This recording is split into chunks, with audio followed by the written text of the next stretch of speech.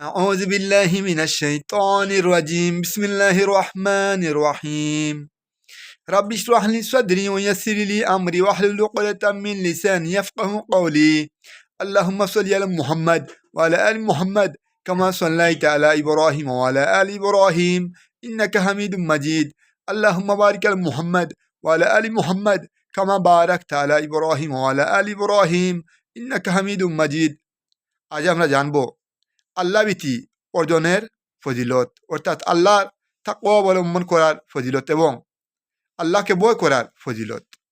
আল্লাহ পবিত্র কুরআনের ৮ নম্বর সূরা আনফালের ২৯ নম্বর আয়াতে আল্লাহ রাব্বুল আলামিন বলছেন, ইয়া আইয়ুহাল্লাযীনা আমানু ইন তাত্তাকুল্লাহা ইয়াজআল লাকুম ফুরকানান ওয়া ইউকাফির আনকুম সাইয়্যাতিকুম ওয়া ইয়াগফির লাকুম ওয়াল্লাহু যুল ফাদলিন আযীম।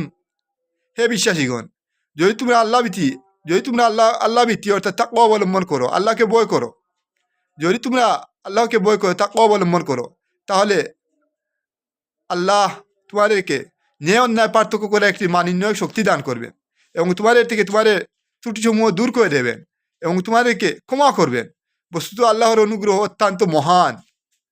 অর্থাৎ আমরা যদি তাকওয়া অবলম্বন করি, আল্লাহ ভীতি অবলম্বন করি, তাহলে আল্লাহ আমাদেরকে সত্য মিথ্যা পার্থক্য করে একটি মাননীয় শক্তি দান করবেন এবং আমাদের থেকে আমাদের ত্রুটিসমূহ দূর করে দেবেন এবং আমাদেরকে ক্ষমা করবেন।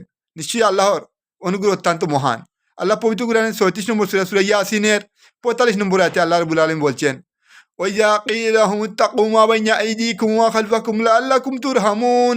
আর যখন তাদেরকে বলা হয় তোমাদের সামনের আযাব এবং পেছনের আযাবকে ভয় করো যাতে তোমাদের প্রতি অনুগ্রহ করা হয়, তখন তারা তা অগ্রাহ্য করে।